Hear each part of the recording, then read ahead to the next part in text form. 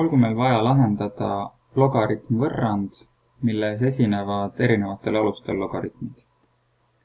Kõigepealt, kui me seda võrrandit vaatame, siis on näha, et selle võrrandi lahend x peab olema kindlasti positiivne.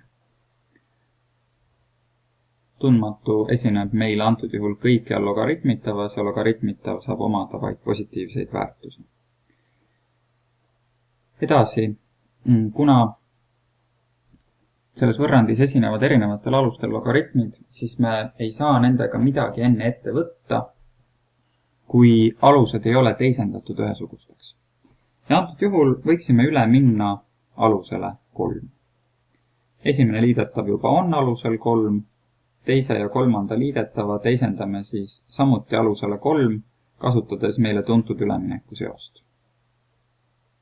Kirjutamegi algse võrrandi ümber niimoodi, et kõikjal logaritmi aluseks on 3. Teise liidetava asemele saame siis logaritmi x-ist alusel 3 jagatud logaritmi 9-st alusel 3. Kolmanda liidetava asemele saame logaritm x-ist alusel 3 jagatud logaritm 81-st alusel 3. Nüüd võiks tähelepanu seda, et logaritm 9-st alusel 3 ja logaritm 81-st alusel 3 on võimalik täpselt välja arvutada. Logaritmi definitsiooni põhjal teame, et logaritm 9-st alusel 3 on väärtusega 2, sest 3 ruudus on 9. Ja analoogselt logaritm 81-st alusel 3 on väärtusega 4, sest 3 astmes 4 on 81. Nüüd võiksime oma võrrandi veel kord ümber kirjutada, nii et 2 ja 4 teisel ja kolmandal liidetaval tulevad logaritmi ette kordajaks. 2-ga jagamine tähendab ju sama, mis 1 kahendikuga korrutamine. Järelikult saame 1 kahendik korda logaritm x-ist alusel 3 ja 1 neljandik korda logaritm x-ist alusel 3. Saadud võrrandit on võimalik lihtsustada, kas siis tuues logaritm x-ist alusel 3 sulgude ette või mõeldes kohe selle peale, et koondame siin sarnaseid liikmeid. Igal juhul peaksime kokkuvõttes nägema, et siin on 1 logaritm x-ist alusel 3 pluss 0,5 logaritm x-ist alusel 3 pluss 0,25 logaritm x-ist alusel 3. Järelikult meil on vasakul poolel kokku 1 pluss 1 kahendik pluss 1 neljandik ehk 7 neljandikku või siis 1,75 logaritm x-ist alusel 3.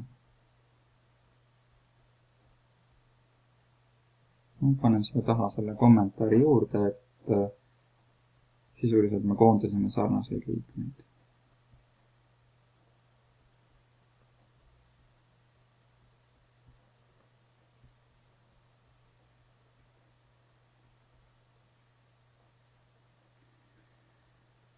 Nii, ja nüüd edasi meie võrrand on läinud oluliselt lihtsamaks, jagame võrrandi pooli läbi 1,75-ga ja saame, et logaritm x-ist alusel 3 võrdub 4. Järelikult selle võrrandi lahendiks logaritmi definitsiooni põhjal on 3 astmes 4 ehk 81. Tegemist on positiivse suurusega, mis ilmselt sobib lahendiks. Aga me võiksime siiski teha ka sellele võrrandile kirjaliku kontrolli. Võrrandite lahendeid tuleb kontrollida. Ja seda tehakse nii nagu mis tahes muud tüüpi võrrandite puhul. Asetame saadud lahendi algsesse võrrandisse x-i asemele ja vaatame, kas vasak ja parem pool tulevad võrdsed.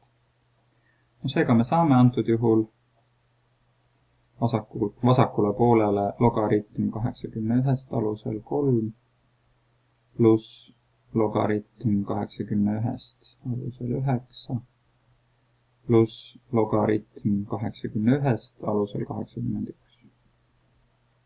Kõigi nende logaritmide väärtused me saame välja arvutada. Logaritm 81 alusel 3, 4. Logaritm 81 alusel 9 on 2 ja logaritm 81 alusel 81 on 1. Vasaku poole väärtuseks tuleb tõepoolest 7. Paremal poolel on ka 7, seega kõik klapib. 81 sobib selle võrrandi lahendiks.